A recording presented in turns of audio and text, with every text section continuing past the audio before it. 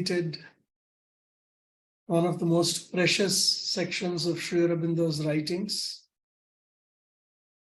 the four powers of the mother. And today we take up the concluding section of chapter 6, which also happens to be the concluding section of the book, The Mother. So there is a lot of ground to cover today. So I will try to take up the subject straight away without too much of the introductory part or the background part, since many of you have been a part of this journey, either interactively or you have gone through the videos subsequently. So we'll just take up the last section. After speaking of the four powers of the mother, Sri Aurobindo talks about other personalities and powers that are to manifest in this world. He says, there are other great personalities of the Divine Mother, but they were more difficult to bring down and have not stood out in front with so much prominence in the evolution of the earth spirit. There are among them presences indispensable for the supramental realization. Most of all, one who is her personality of that mysterious and powerful ecstasy and ananda, which flows from a supreme divine love. The ananda that alone can heal the gulf between the highest heights of the supramental spirit and the lowest abysses of matter. The ananda that holds the key of a wonderful divinest life and even now supports from its secrecies the work of all the other powers of the universe. Sri Aurobindo places a significant emphasis on this aspect of ananda, so much so that for the supramental realization, he calls it indispensable. Indispensable, the presence is indispensable for the supramental realization. That means they have to be manifest before the supramental realization or supramental manifestation in the physical can happen. When we look at the tradition of Sanatana Dharma also, the highest state is described as Sachidananda, Sat, Chit, Ananda. Whichever individual parampara one may belong to, Dvaita, Advaita, Visishtadvaita, and so many others, the highest, all these paths agree, is that it is Sat, Chit, and Ananda. And here Sri Aurobindo says that the manifestation of Ananda is indispensable for moving forward. It is said that in our own life, even in our own existence, it is this ananda that is hidden inside of us that makes us continue, no matter how many difficulties one faces in life. Even the most wretched of existences does not cease or does not want to cease its existence, because somewhere deep down, there is the very joy of existence. It is a kind of a rasa. Sri Aurobindo says, this spiritual bliss is here also in our hearts. It is hidden from the toil of the surface mind, which casts us only at weak and flawed translations of it into various mental, vital, and physical forms of joy of existence. So he says, with our physical, vital, mental existence, we are grasping for joy, and what we are actually seeking is the profound ananda. We don't yet know. Is impersonal in its nature. It doesn't have that sense of vital possession. In our life of duality, we have these highs and lows, and we are addicted to the high of joy and happiness, and we try to find ananda also to be something like that, but it is not. It is far more subtle. It is far more hidden, but it very much is there. In the 1960s, the mother is said to have remarked that the mother of Ananda tried to come down and manifest. And the mother's remark is that there is not one human that was ready to receive it. Not one human. Because many of us are lost in our own worlds of physical, vital, and mental existences. Kama, Krodha, Madhumah, Lobha, Matsarya. The need of acquisition, the restlessness of acquisition, all of these things, the egotistical games we play, all of these create a certain degree of impurity in this physical and vital and mental, that the pure Ananda cannot find a home here. It cannot find a foothold here. In the Upanishads, there is an allegory, an example that is given.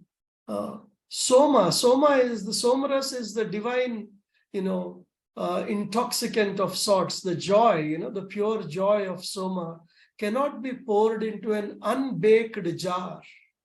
What happens if you pour too much water into a pot that is not baked? It becomes clay. It just melts and becomes clay.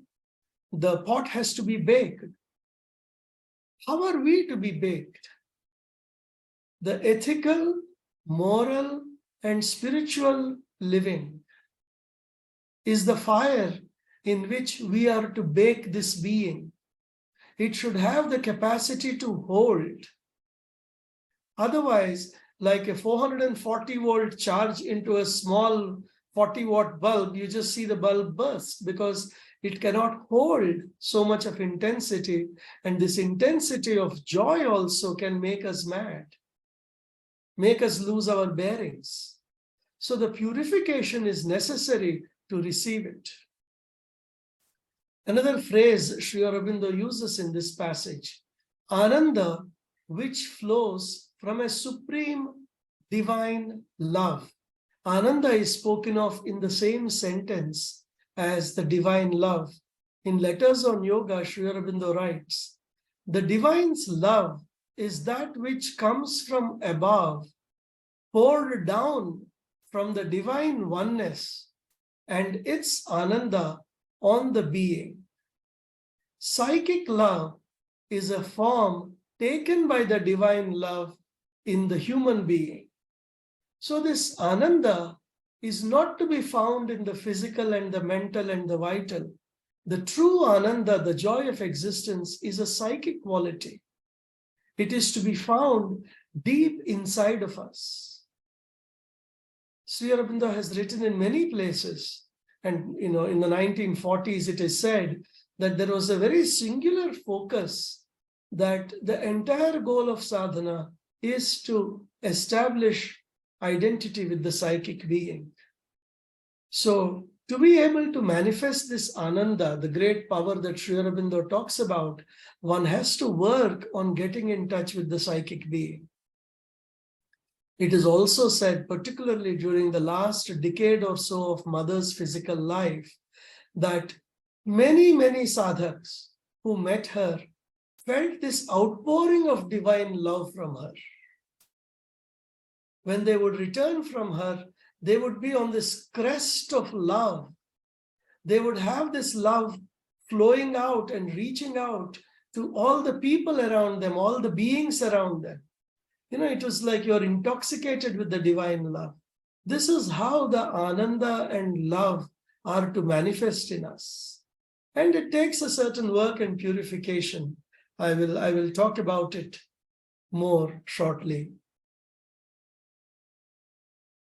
But human nature, bounded, egoistic, and obscure, is inapt. Inapt means it's not ready, it is incapable to receive these great presences or to support their mighty action. Only when the four means Maheshwari, Mahakali, Mahalakshmi, and Mahasaraswati. Only when the four have founded their harmony and freedom of movement in the transformed mind and life and body, can those other rarer powers manifest in the earth movement and the supramental action become possible. For when her personalities are all gathered in her and manifested, and their separate working has been turned into a harmonious unity, and they rise in her to their supramental Godheads, then is the mother revealed as the supramental Mahashakti and brings pouring down her luminous transcendences from their ineffable ether.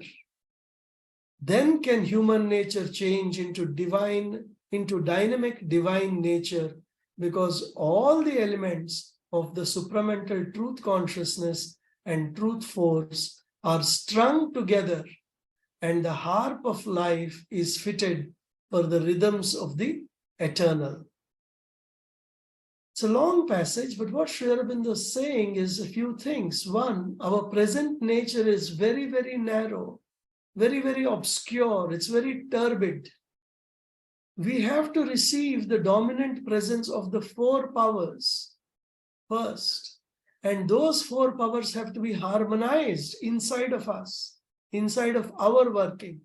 When they also have to be, Sri Aurobindo talks about a beautiful sequence of how these things can happen. Vision, experience, and realization. He says these are the three steps of any spiritual truth. As we do sadhana, we can have a vision of that spiritual truth.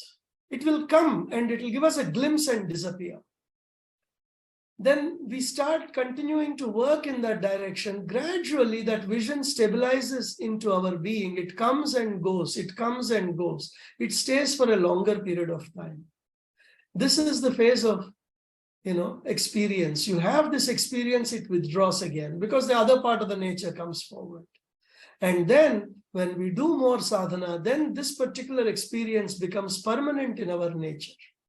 It could be the experience of silence, peace, establishment of stepping back in our nature, all of these. Initially, it is a vision, you read about it and suddenly you may feel it momentarily. Then it keeps coming and going. And after some times it is established. So here he is saying, when her personalities are all gathered in her and manifest, and their separate working has been turned into the harmonious unity in our being, and they rise in her to the supramental Godheads, then the supramental Mahashakti comes down. So what are these? In the beginning, he talks about other powers and presences. What are all these? We already saw Ananda. It can be intuition. It can be illumination. All of these have to manifest in us. How? We have to move our life from outward-centric, ego-centric living to inward and psychic-centric living. This is one of the first milestones that we have to accomplish. A psychic-centered living. In Sri Aurobindo's integral yoga, there are three phases. Psychicization is the first phase. Spiritualization is the second. Supramentalization is the third. So here when he is talking about the supramental Mahashakti coming into us, first the psychicization has to happen, which means the physical, vital, and mental have to be brought under the influence of the psyche. And then Sri Aurobindo goes on to write, the mother is revealed as the supramental Mahashakti and brings down her luminous transcendences from the ineffable ether. It is the descent that Sri Aurobindo is emphasizing here. Our purification is all that we can do. By our effort, we cannot climb. We cannot storm the gates of heaven. We have to keep on working on preparing ourselves, and the descent will bring down. We have to work on manifesting the four powers, the wisdom in the mind, strength in the vital, beauty and harmony in our heart, and perfection in the physical. Each part of our being has to be readied for this. The wisdom in the mind, the strength in the vital, the beauty and harmony in the heart, and perfection in the physical. This is one way of looking at how to embody the four great powers. If you desire this transformation, put herself in the hands of the mother and her powers without any cavil or resistance. Cavil is fighting against, without any cavil or resistance, and let her do unhindered her work within you.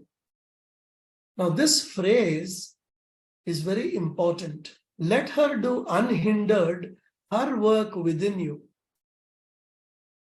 You see what Sri Aurobindo is saying here? In many religions and spiritual paths, what happens is we are supposed to be working on improving ourselves.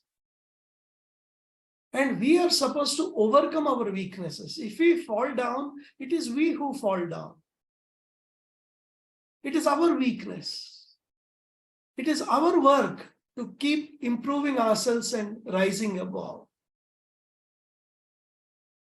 But in this path of integral yoga, Sri Aurobindo says, let her do her work unhindered in you.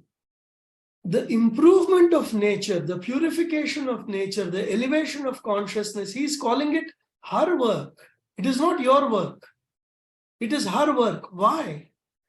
Because in integral yoga, Sri Aurobindo and Mother look at us as a part of the universal nature. We are just one particular of the universality. The particular draws from the general. What we are is a representation of this universal nature trying to elevate itself. It is like the universal nature is the clay and we are one particular pot.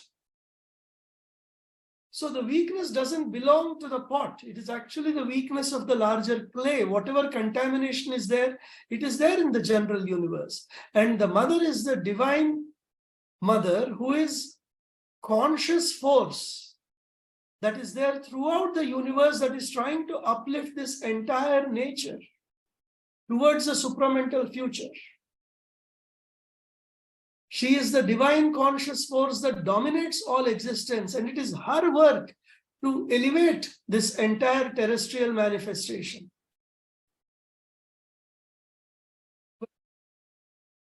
Someone asked her, Mother, what is it that I'm supposed to do as a part of the yoga? It's a very humorous and a very insightful conversation between Udar and the mother. She says, you hand over yourself to me. Think of me every moment and just give everything to me. You're putting toothpaste on the brush, think of me. You're going to bed at night, think of you lying in my lap. Increasingly hand over every aspect of your life to me. If we do that, then she can do her work inside of us. That is the secret. Going further, and now Sri Aurobindo gives us a small sentence which again captures a large part of the yoga that we are also supposed to do and participate in. 3 things you must have: consciousness, plasticity, unreserved surrender. First, you must be conscious in your mind and soul and heart and life and the very cells of your body, aware of the mother and her powers and their working. For although she can and does work in you, even in your obscurity and your unconscious parts and moments, it is not the same as when you are in an awakened and living communion with her. So he talks about 3 things: consciousness, plasticity, and unreserved surrender. And then he takes up the first part. What is consciousness?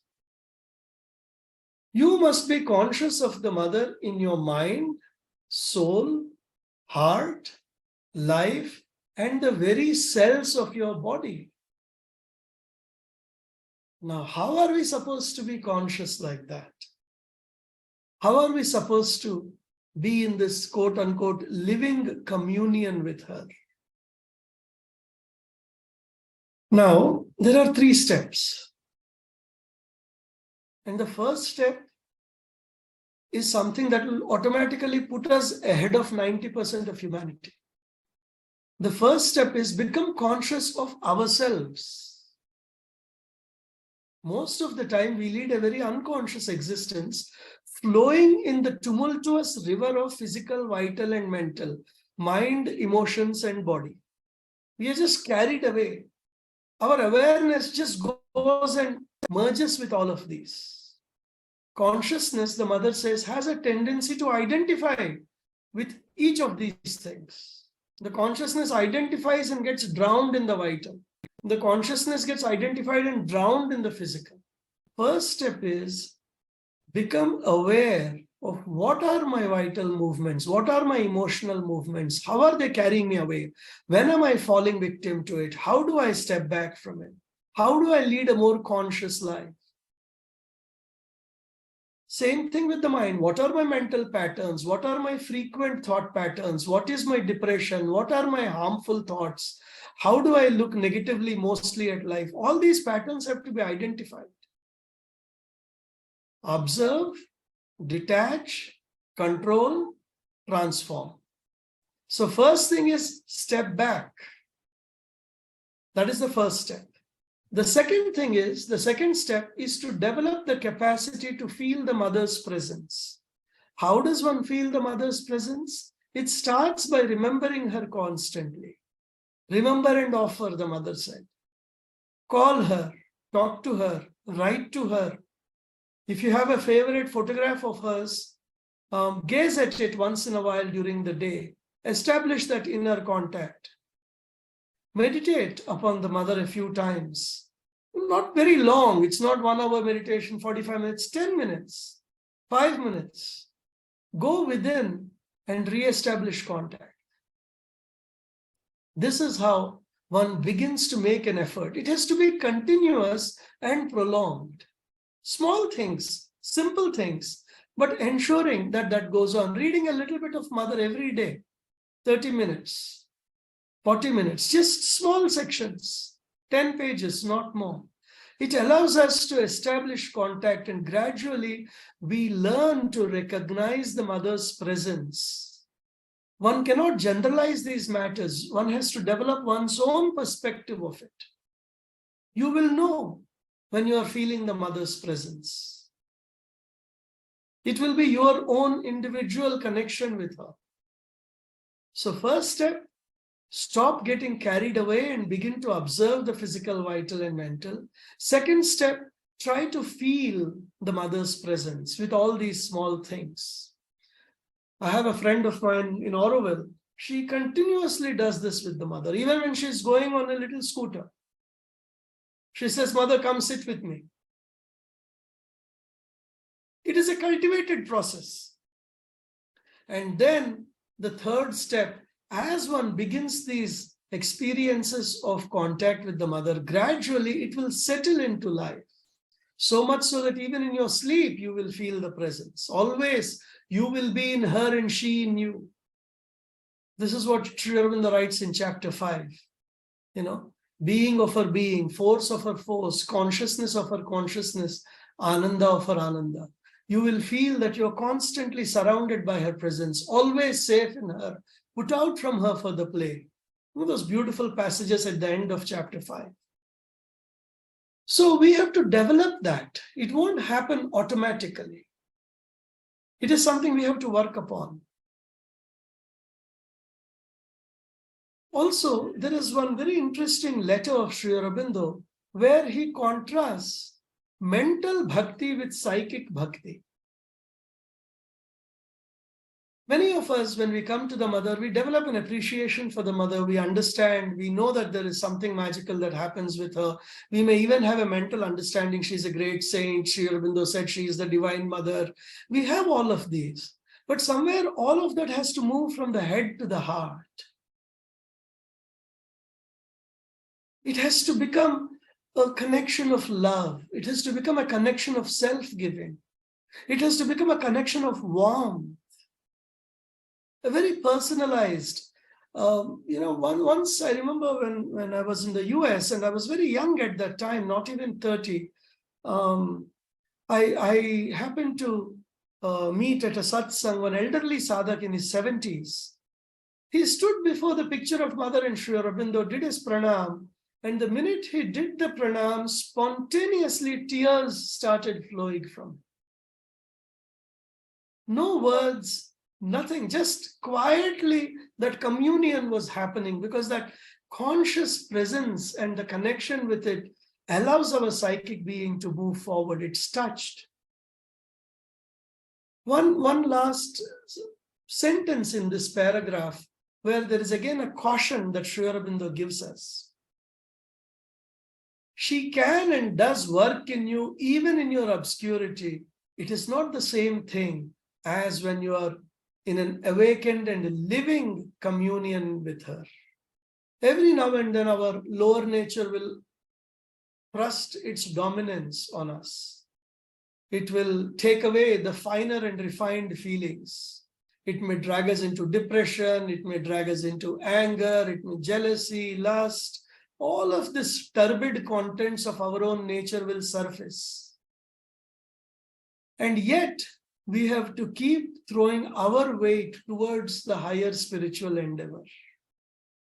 In that obscurity, we may feel that we have lost touch with the mother.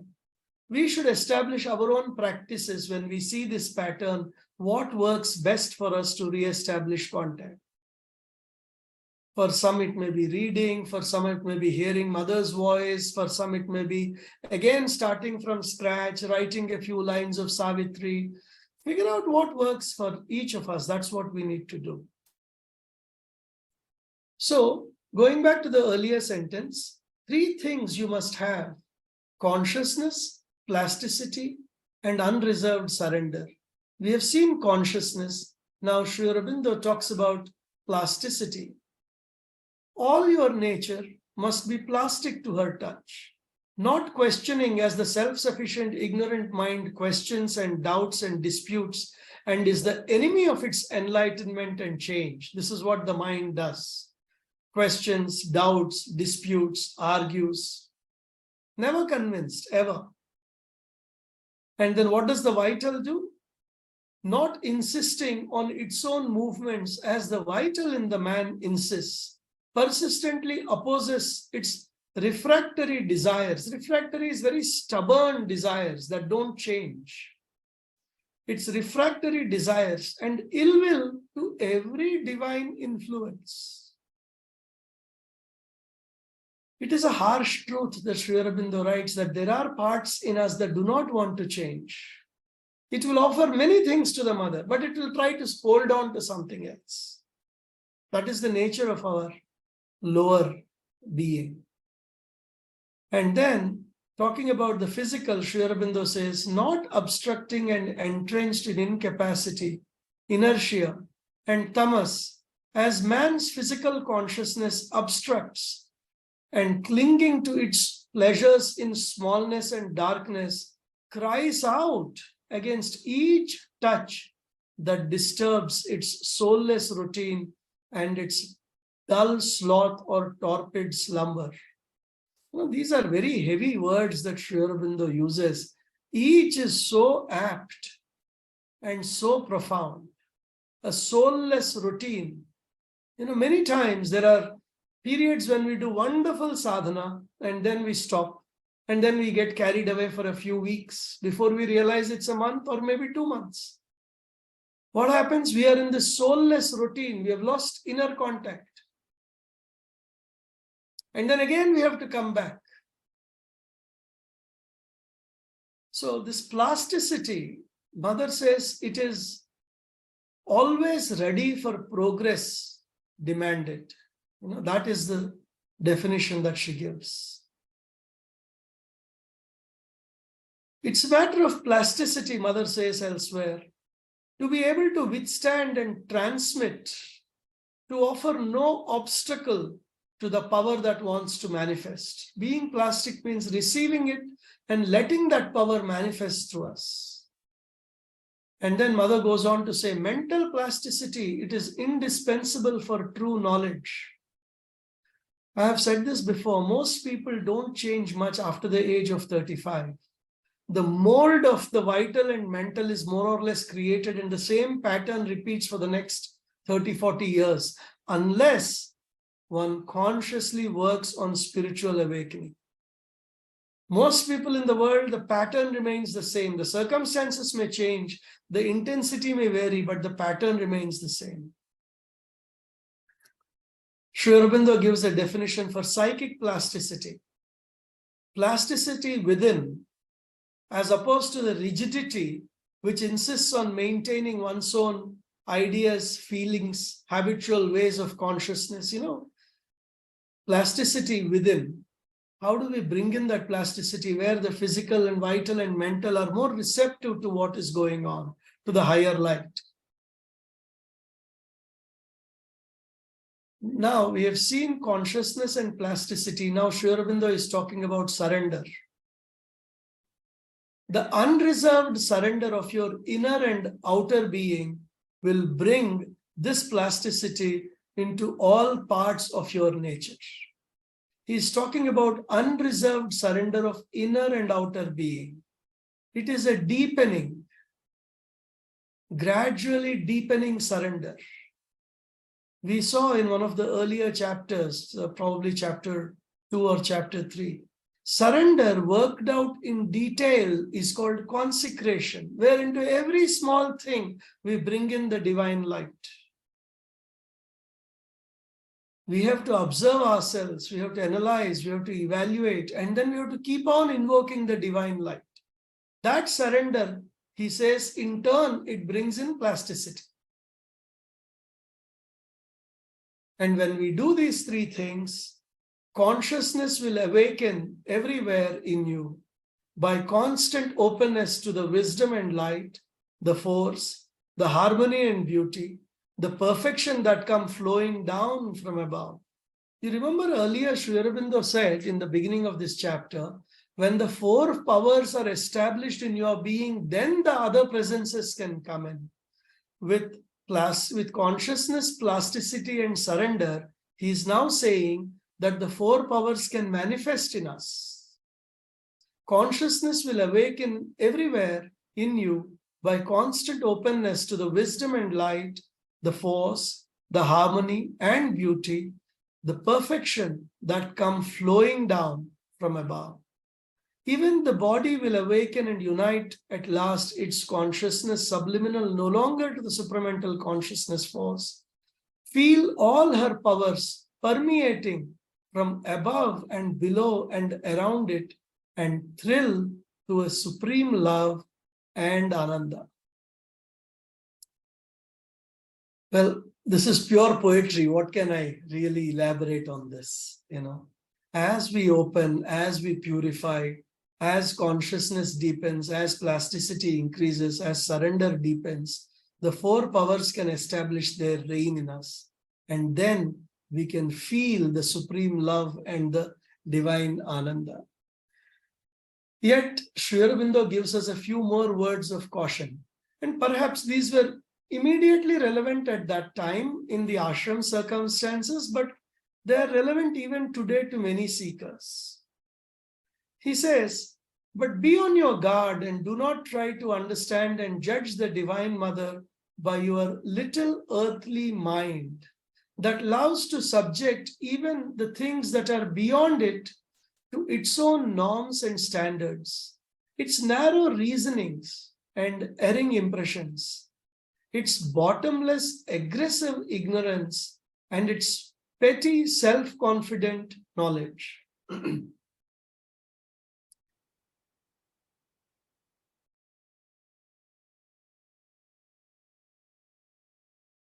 There are 2-3 perspectives from which we can see this. One, of course, historically speaking, many sadhaks who lived in Pondicherry in the 1920s when these letters were written and when all of this was printed, while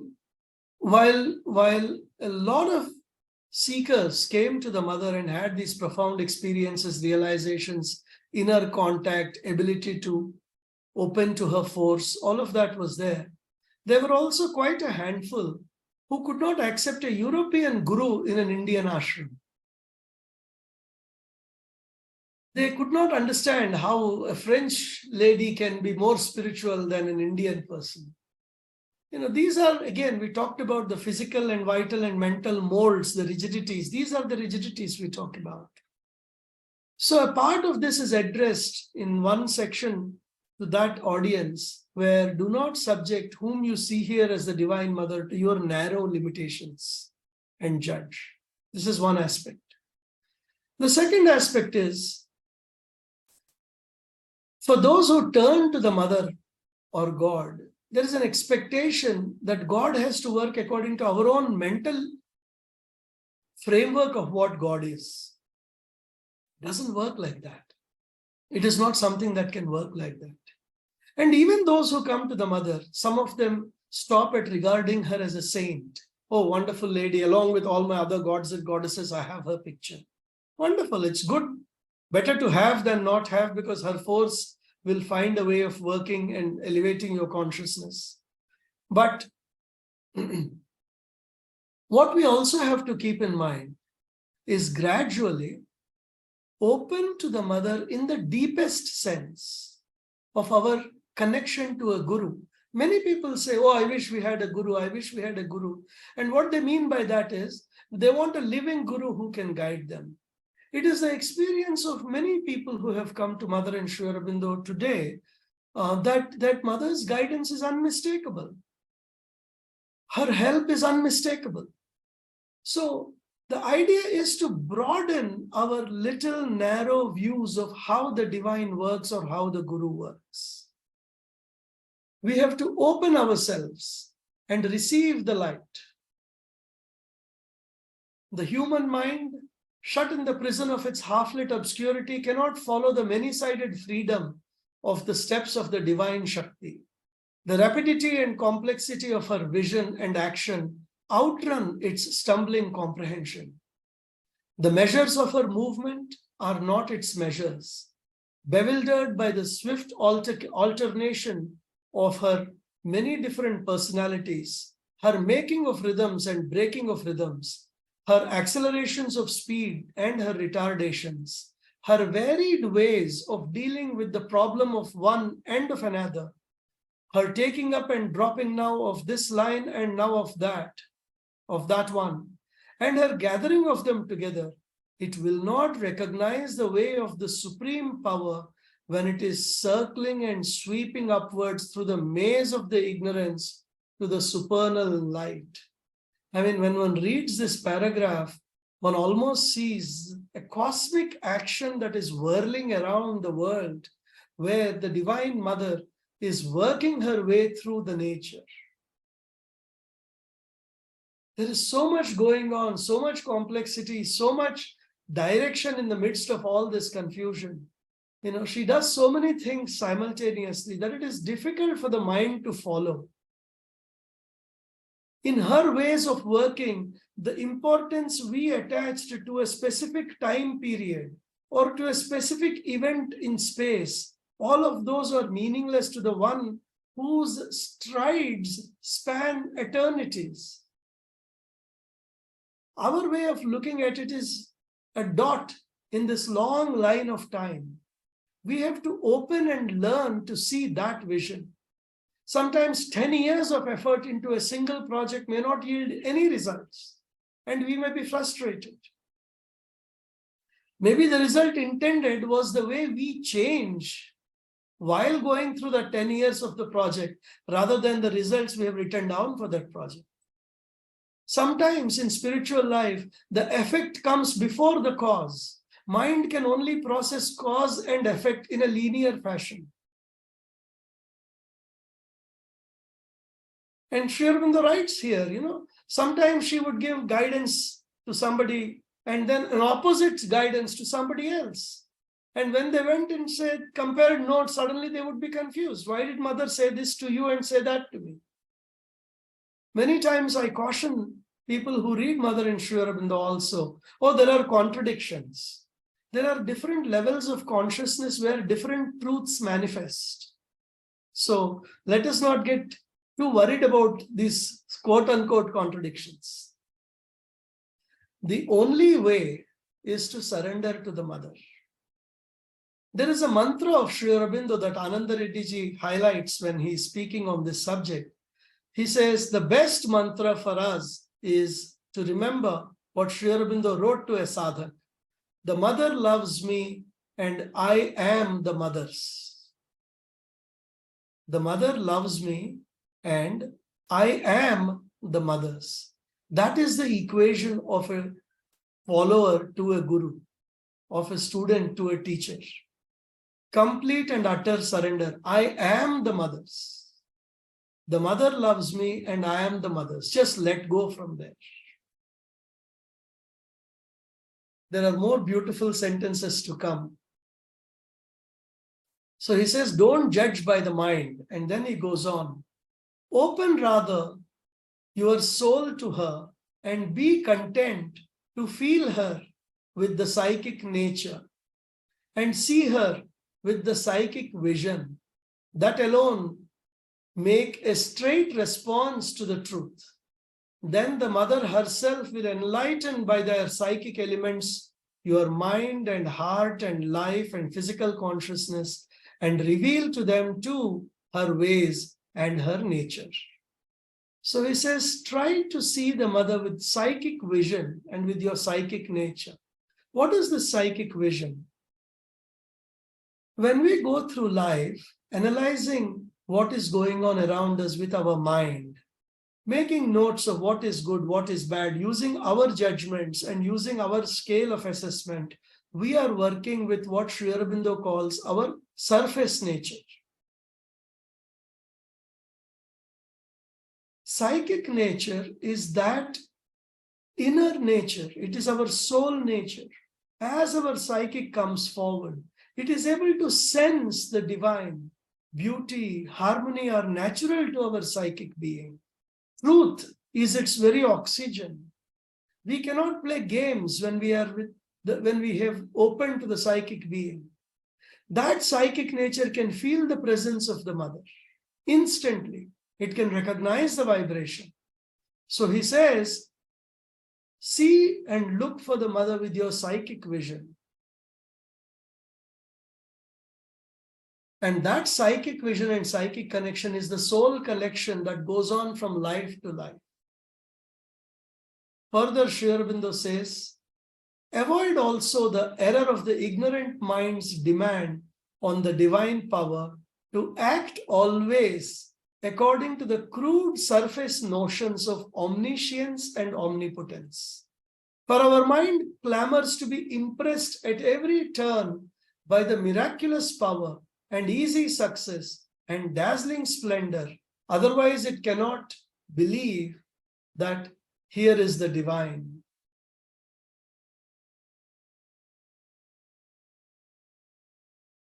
Each guru, each teacher has his own way of doing his work of God. Some gurus may come and demonstrate with miracles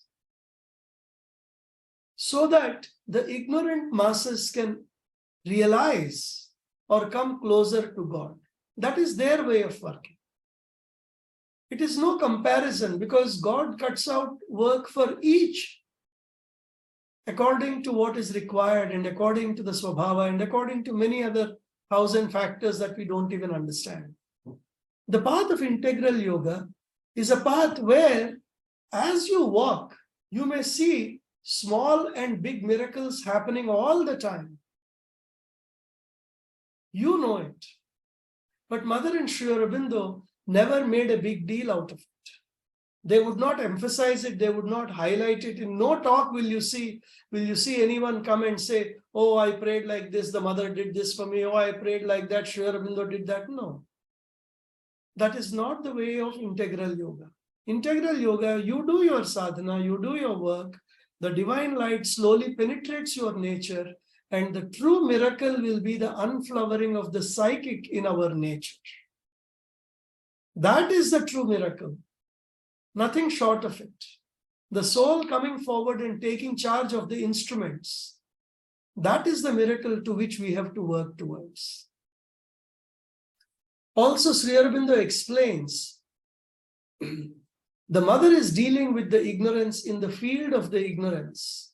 This is a fairly large passage, so just bear with me. The mother is dealing with the ignorance in the fields of the ignorance.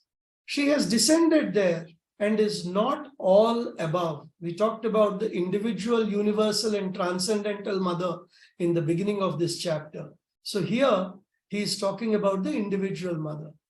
The mother is dealing with the ignorance in the fields of the ignorance. She has descended there and is not all above. Partly she veils and partly she unveils her knowledge and her power. Often she holds them back from her instruments and personalities and follows that she may transform them the way of the seeking mind, the way of the aspiring psychic, the way of the battling vital, the way of the imprisoned and suffering physical nature. What Sri Aurobindo is saying is the mother will work with you not through some miraculous change of your nature, but by gradually letting your own nature emerge out of the ignorance according to its own swabhava. The knots of problems are not cut asunder, they are to be loosened. This is what is said in integral yoga. There are conditions that have been laid down by a supreme will where there are many tangled knots that have to be loosened and cannot be cut abruptly asunder. They cannot be cut away.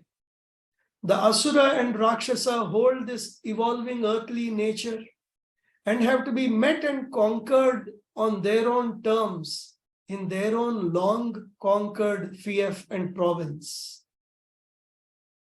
The human in us has to be led and prepared to transcend its limits and is too weak and obscure to be lifted up suddenly to a form far beyond it.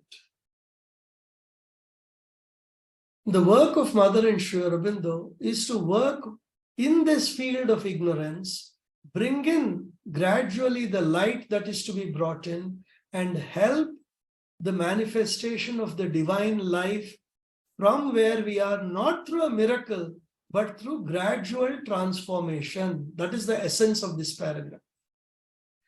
The Asura and Rakshasa hold the earthly nature. Now let me point out some very, very important thing here. Normally, the Asura and Rakshasa for us bring out some thought of Ravanasura, Kumbhakarna, Amar Chitrakada pictures. But Sri Aurobindo says, a Rakshasic living is an egocentric living that is focused on fulfillment of its desires. Now tell me, egocentric living with fulfillment of our desires, isn't that what most of us are doing? Isn't that what all of us are doing?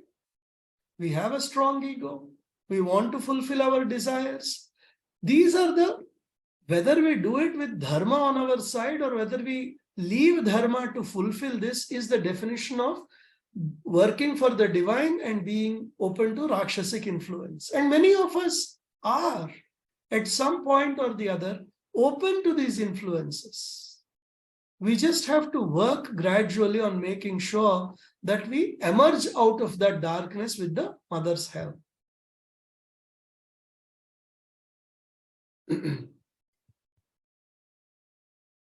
The divine consciousness and force are there and do at each moment the thing that is needed in the conditions of the labor. Take always the step that is decreed and shape in the midst of imperfection the perfection that is to come. But only when the supermind has descended in you can she deal directly as the supramental Mahashakti with supramental natures.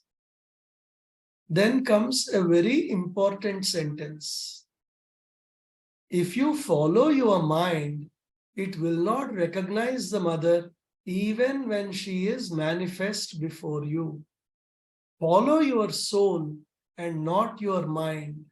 Your soul that answers to the truth, not your mind that leaps at appearances. Trust the divine power, and she will free the godlike elements in you and shape all into an expression of the divine nature. We all keep wondering, how long will it take? How long will it take? When will I get to self-realization? When will I be free from the lower nature? It is as if we have come into contact with the divine probably after thousands of lives. And because we have come into contact with the divine and know the divine in this life, we want instant identification with the divine. We forget that there is thousands of lives of momentum in this nature. And that is where hanging on to the Guru makes all the difference.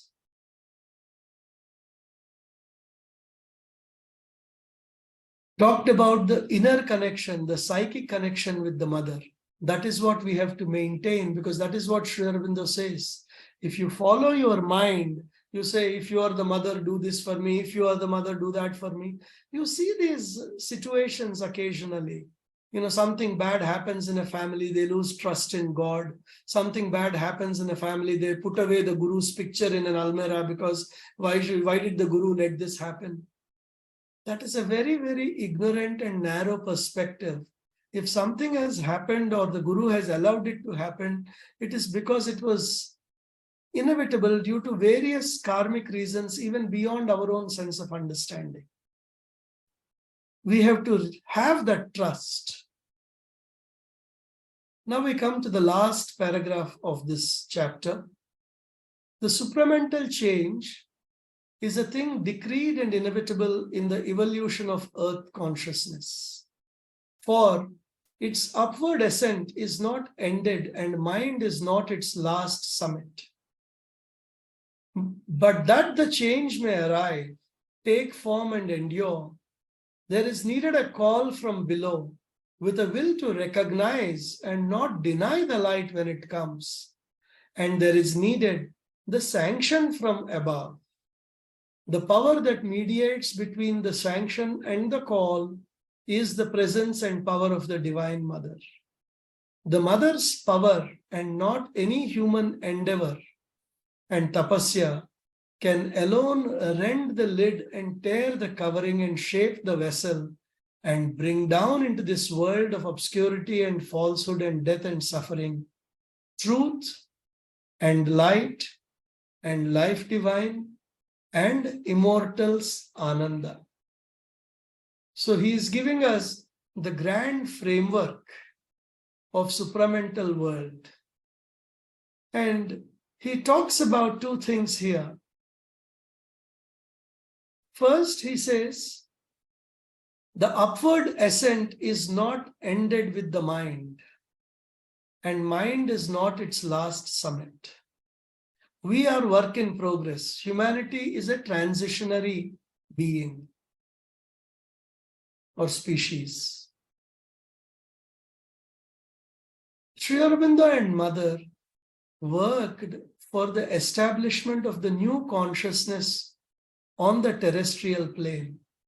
This is perhaps the first time in the history of Earth, in its evolutionary trajectory, one species has come forward and collaborated with the nature and tried to expedite the arrival of the next species. It has not happened so far. Yoga is nothing but conscious collaboration of nature to overcome its present limitations and go beyond its present limitations. During the last decade of Sri Aurobindo's physical life, the mother said when she entered his room, she would see him pulling down the supermind. trying to bring down the truth consciousness and establish it in the physical plane. To a limited extent, he did succeed, and that was shown in the fact that when Sri Aurobindo left his body, the golden light poured out. The cells released the supramental consciousness that was there in him. Newspapers had written articles, radio announcements were made. My wife met one of the sadhaks in the ashram. She was a girl of 7 years or so at that time, and she said, I saw this light. You did not need any special spiritual sight to see it. You could see the golden light around, golden halo around Sri Aurobindo's body. Subsequently, in 1956, the mother declared the golden day when the supermind manifested in the physical plane. She continued his work of transformation. And that was the day that supermind established itself in the physical matter. And after that, Mother has assured us that our evolution is much faster than it would have been otherwise. And of course, Sri Aurobindo begins this paragraph with the same context that this book itself began. In chapter 1, Sri Aurobindo says, there are two powers that alone can affect in their conjunction the great and difficult thing, which is the aim of our endeavor. A fixed and unfailing aspiration that calls from below, and a supreme grace from above that answers. And here also in this paragraph, he says, there is needed a call from below and the sanction from above. And then he says, it is the mother that mediates between this, the call and the sanction. Ambassadress twixt eternity and change, Sri Aurobindo says in Savitri. And the last part of this paragraph is also very, very important. The mother's power and not any human endeavor and tapasya can alone rend the lid and tear the covering. Whatever is blocking the divine light from coming down, that can only be torn away, not by our tapasya, but by the force and power of the mother. So we have to remember, this book, the mother, has introduced us to who the mother is, how to prepare, how to work with her, how to establish contact with her, how to invoke the force of the mother, the presence of the mother, the four powers of the mother. All of this we have seen in this chapter. I have drawn upon several references, Ananda Reddy and MP Panditji being the more prominent among them.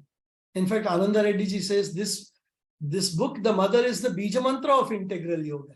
So you can imagine how important it is. Bija Mantra is, there are small syllables like Om, Hrim, Srim. These are all Bijas. They are supposed to empower the sadhak. So he says this book, the mother, is the Bija Mantra of integral yoga. As we go forward, some of you may want to read this book cover to cover every now and then. That can be a sadhana. I have said this many times, you can encourage your children and grandchildren to read and connect to the mother, particularly through the four powers. If you are interested in further studies, the mother with the letters on the mother. Now, I think it's volume 32 of the collected works, if I am not mistaken. It is there in the collected works. It is also there as a separate book, The Mother with Letters on the Mother. That is available. It is a beautiful reading where page after page, it puts us in connection with the mother, and all the letters that Sri Aurobindo has written on the mother are covered in this particular book. So I've put that in the chat, the letters. And then there is a series of around 29 talks on chapter 6 alone by Sri Ananda Reddy. It is there on YouTube. I'll put the little name by which you can look it up. It's called Reflections on the Mother. So this also is a beautiful reading and deepening of it. And in general, for integral yoga, you can take up letters on yoga volume 2. These are the general reading material. If you want to take up further reading of integral yoga and deepen your understanding.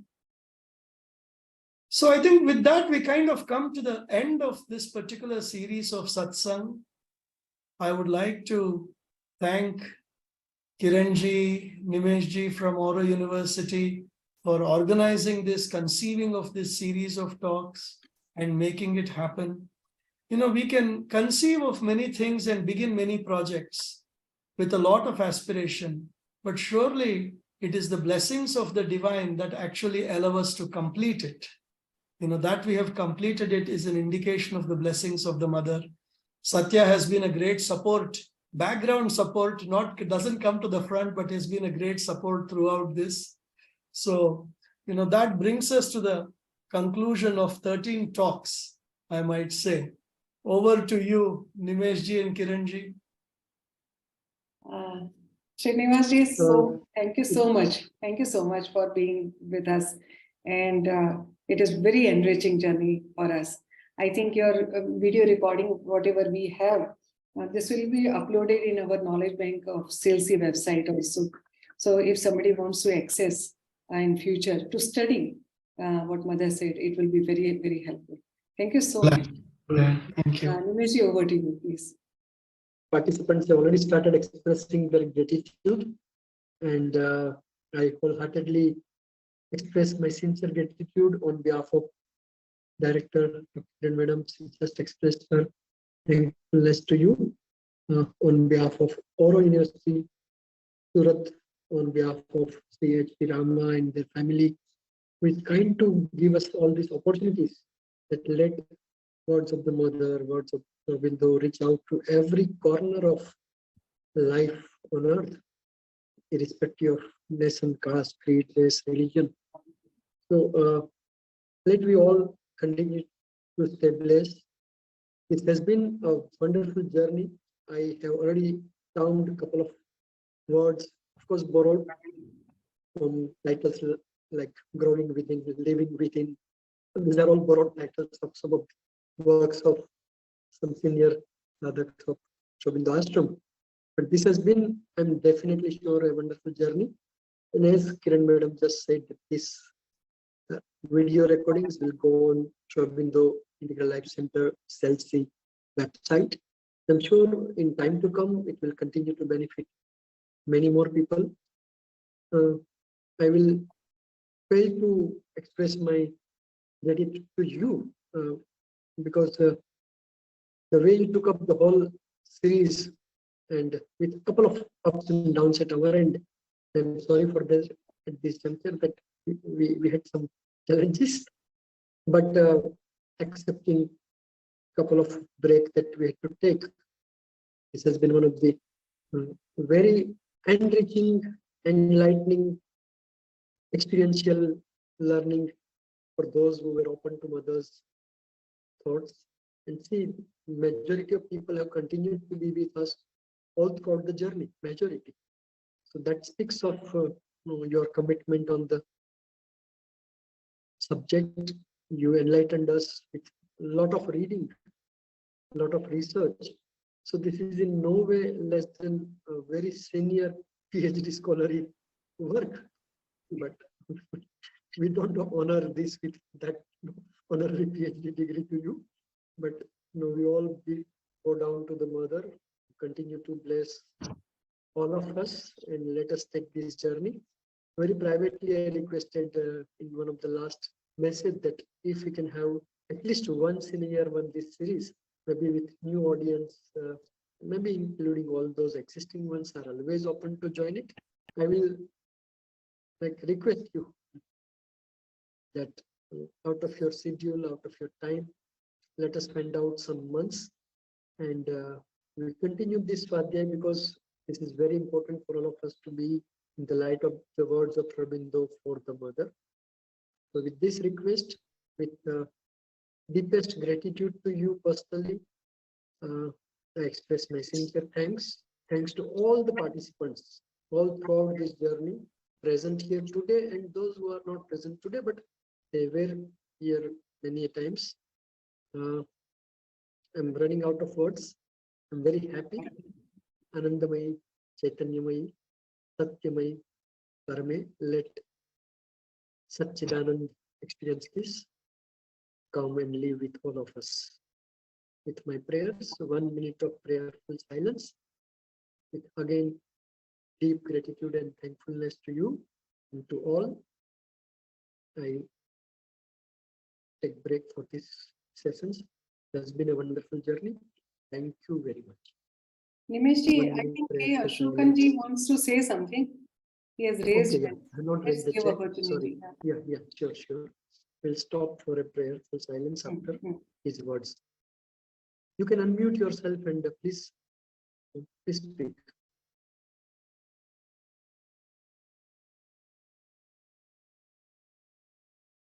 You may please unmute yourself.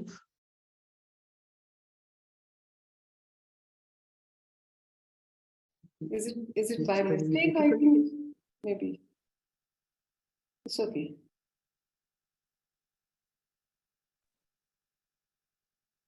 Kindly unmute and please speak. I think Nimeshji, maybe sometimes it is because of mistake also it happens. But Now I must be audible. okay. Yes. Yeah, you are audible.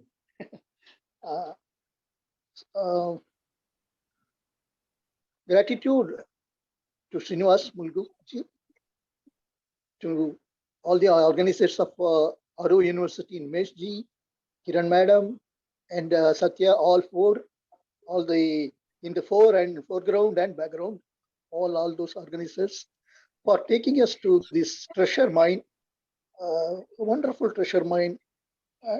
Actually, I could avail only for only few sessions, but even those few sessions were more than sufficient for me. Certainly, this will work as a lever to raise our consciousness, and my ultimate gratitude to Mahasi Aurobindo. Thank you very much. Pranam ji, pranam to everybody. Anyone else? We don't want to deprive anyone to express one's feelings and emotions. I would have loved to invite experiences, but we always leave it to personal choice. Anybody else would like to express? Else, we put an end to this online session. Once again, thank you everybody, and Thank you. Thank you all Thank you, everyone. joining us in this journey. Thank you.